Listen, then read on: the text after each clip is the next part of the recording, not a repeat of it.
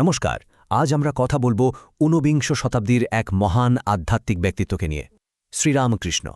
তার জীবনটা ছিল বলতে পারেন এক বিশাল সমন্বয়ের এক জীবন্ত উদাহরণ। চলুন তার সেই অসাধারণ জগতে ডুব দেওয়া যাক। আচ্ছা, কখনো কি মনে হয়েছে যে এত যে ধর্ম, এত যে আলাদা আলাদা পথ, তারা সবাই কি শেষ পর্যন্ত একই জায়গায় পৌঁছায়? ঠিক এই প্রশ্নটাই ছিল শ্রীরামকৃষ্ণের আধ্যাত্মিক পথের মূল চালিকা শক্তি। আর ভাবুন তো, তিনি এই উত্তরটা খুঁজেছিলেন এমন একটা সময়ে যখন চারপাশে শুধু ধর্ম নিয়ে বিভেদ আর সংঘাত। আর জানেন, তার দীর্ঘ সাধনার পর তিনি কি সিদ্ধান্তে এসেছিলেন? এক কথায়, যত মত তত পথ। মানে আপনি যে পথই ধরুন না কেন, যদি আপনার মনে নিষ্ঠা থাকে, আন্তরিকতা থাকে, তাহলে আপনি সেই এক পরম সত্যের কাছেই পৌঁছাবেন। আর এটাই হতে চলেছে আমাদের আজকের আলোচনার মূল কেন্দ্রবিন্দু। তো চলুন এক নজরে দেখে নিই আজ আমরা কোন কোন বিষয় নিয়ে কথা বলবো। প্রথমে আমরা জানব তার সেই বৈপ্লবিক ধারণাটা কি ছিল। তারপর আমরা ডুব দেব তার সেই বিখ্যাত দিব্য উন্মাদনায়। এরপর দেখব কিভাবে তিনি বিভিন্ন ধর্মকে একসূত্রে বাঁধলেন, তার সঙ্গে তার প্রধান শিষ্যের দেখা হওয়ার সেই মুহূর্ত, আর সবশেষে তার রেখে যাওয়া সেই অসাধারণ উত্তরাধিকার নিয়েও কথা হবে। তাহলে আর দেরি কেন, চলুন শুরু করা যাক আমাদের প্রথম পর্ব দিয়ে। এক বৈপ্লবিক ধারণা যা আধুনিক যুগের জন্য এক নতুন পথের দিশা দেখিয়েছিল। ভাবুন একবার, সময়টা 1836 সাল। শ্রীরামকৃষ্ণ এমন এক সময় জন্মেছিলেন যখন ভারতে ধর্ম নিয়ে প্রচুর প্রশ্ন, প্রচুর সংঘাত। কিন্তু মজার ব্যাপার হলো, তার উদ্দেশ্য কিন্তু কোনো নতুন ধর্ম তৈরি করা ছিল না, একদমই না।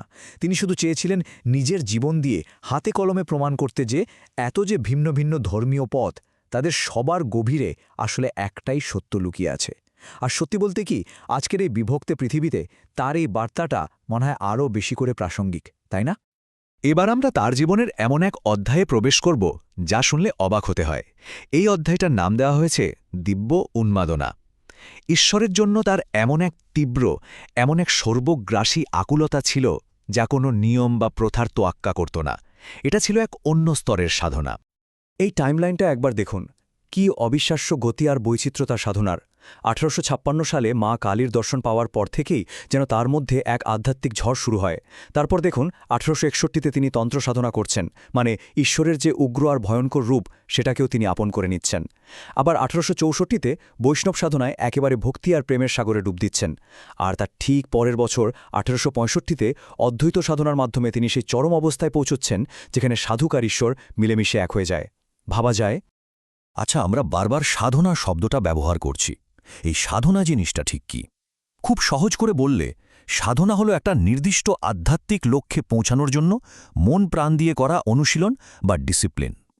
আর শ্রীরামকৃষ্ণের গোটা জীবনটাই ছিল যেন এমনই নানারকম সাধনার এক বিশাল পরীক্ষাগার। কিন্তু এখানেই গল্প শেষ নয়। হিন্দু ধর্মের বিভিন্ন পথ তো তিনি পরখ করে দেখলেন। এরপর তিনি এমন এক পরীক্ষা শুরু করলেন যা সেই সময়ের মানুষ হয়তো কল্পনাও করতে পারত না। তিনি এবার অন্য ধর্মের পথ ধরে হাঁটতে শুরু করলেন, দেখতে চাইলেন সেই পথগুলো কোথায় গিয়ে মেশে। আর তিনি প্রমাণও পেলেন একেবারে ধাপে ধাপে।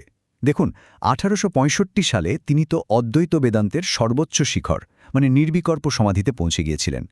তার ঠিক পরের বছরই 1866তে তিনি ইসলাম ধর্মমতে সাধনা শুরু করলেন এবং দেখলেন, আরে এ তো সেই একই পরম সত্য। এখানেই শেষ নয়, আরও কয়েক বছর পর 1874 সালে যীশুখ্রিস্টের এক দিব্য দর্শন লাভ করলেন। আর তখনই তার কাছে জলের মতো পরিষ্কার হয়ে গেল যে নদী যেমনই হোক, একে বেঁকে চলুক বা সোজা, সব শেষে গিয়ে মিশে সেই এক মহাসাগরেই। তো তার এই বিশাল আধ্যাত্মিক পরীক্ষার ফলাফলটা কি দাঁড়ালো? একেবারে সোজা সাপটার স্পষ্ট। মনে যদি সত্যি নিষ্ঠা থাকে, তাহলে আপনি যে পথেই চলুন না কেন, আপনি সেই এক ঈশ্বরের কাছেই পৌঁছাবেন। আর এটা কিন্তু শুধু তার বিশ্বাস ছিল না, এটা ছিল তার নিজের জীবনে পরীক্ষা করে পাওয়া জ্ঞান। কিন্তু একটা প্রশ্ন তো থেকেই যায়, তাই না? এই যে এত বড় একটা উপলব্ধি, এটা সাধারণ মানুষের কাছে পৌঁছে দেবে কে? আর ঠিক এখানেই শ্রীরামকৃষ্ণের জীবনে শুরু হয় এক নতুন অধ্যায়, গুরু আর শিষ্যের সেই ঐতিহাসিক মিলনের গল্প। সময়টা মনে রাখবেন, 1881 সাল। এই বছরেই তার জীবনে এলেন এক তরুণ, চোখে মুখে যার জ্ঞানের আগুন, মনে হাজারো প্রশ্ন আর যুক্তির ধার। এই তরুণী একদিন তার বার্তা পৌঁছে দেবেন গোটা পৃথিবীর কাছে। ভাবন একবার ঝুঁটিটা। একদিকে গুরু শ্রীরামকৃষ্ণ, যিনি আধ্যাত্মিক অনুভূতির এক জীবন্ত মহাসাগর, আর অন্যদিকে শিষ্য নরেন্দ্রনাথ, এক আধুনিক যুক্তিবাদী মন।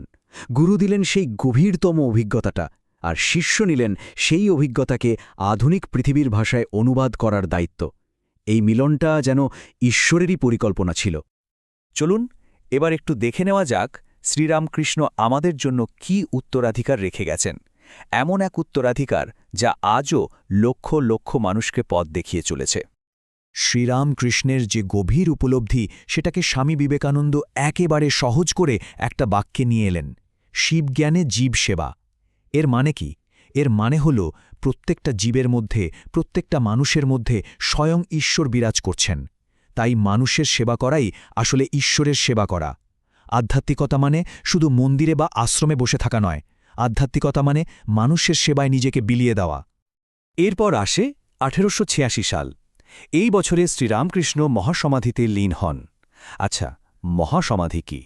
এটা হলো সেই অবস্থা যখন একজন আত্মজ্ঞানী মহাপুরুষ নিজের ইচ্ছায় সম্পূর্ণ সজ্ঞানে তার পার্থিব শরীর ত্যাগ করেন। সব মিলিয়ে যদি আমরা দেখি, শ্রীরামকৃষ্ণের জীবনটাই ছিল একটা মহান সমন্বয়ের বার্তা। তিনি শুধু মুখে বলেননি, নিজের জীবন দিয়ে দেখিয়ে গেছেন যে সব ধর্মের মধ্যে সম্প্রীতি আনাটা শুধু একটা সুন্দর ভাবনা নয়, এটা একটা বাস্তব যা আমরা সবাই অর্জন করতে পারি। তো এই মহান সাধকের জীবন আর দর্শন নিয়ে কথা বলার পর এবার আমরা আমাদের চ্যানেল জ্ঞানকোষ সম্পর্কে আপনাদের কিছু বলতে চাই। আমাদের সঙ্গে থাকার জন্য আপনাদের সবাইকে অনেক অনেক ধন্যবাদ। জ্ঞানকোষ হল একটা মাল্টিলিঙ্গুয়াল বা বহুভাষিক চ্যানেল। আমরা এখানে ইংরেজি, হিন্দি, মারাঠি, তামিল, গুজরাটি আর বাংলা ভাষায় আধ্যাত্মিক জ্ঞান আপনাদের সঙ্গে ভাগ করে নিই। আর খুব শীঘ্রই আরও অনেকগুলো প্রধান ভাষাও যুক্ত হতে চলেছে। আমাদের আসল লক্ষ্যটা কি জানেন? সনাতন ধর্মের যে বিশাল জ্ঞানভাণ্ডার রয়েছে সেটাকে খুব সহজ, স্পষ্ট আর অর্থপূর্ণভাবে সবার কাছে পৌঁছে দেওয়া। আমাদের চ্যানেলে আপনারা রোজই শ্রীমদ্ ভাগবতাম, ভগবদ্গীতা, মহাভারত আর আদি শঙ্করের মতো মহান সাধকদের জীবন ও বাণী নিয়ে আলোচনা পাবেন। আর হ্যাঁ, এই সব কিছুই কিন্তু বিভিন্ন ভাষায় পাওয়া যায়। যদি আমাদের এই কাজ আপনাদের ভালো লেগে থাকে বা একটু মূল্যবান বলে মনে হয়, তাহলে প্লিজ জ্ঞানকোষ চ্যানেলটা সাবস্ক্রাইব করে নেবেন। তাহলে আমাদের রোজকার ভিডিওর খবর আপনাদের কাছে পৌঁছে যাবে। আর অবশ্যই এই দিব্য জ্ঞান আপনার পরিবার, বন্ধুবান্ধব সবার সঙ্গে শেয়ার করতে ভুলবেন না জানো। আসুন আমরা সবাই মিলে সনাতন ধর্মের এই জ্ঞানের প্রদীপটাকে সবসময় উজ্জ্বল রাখি।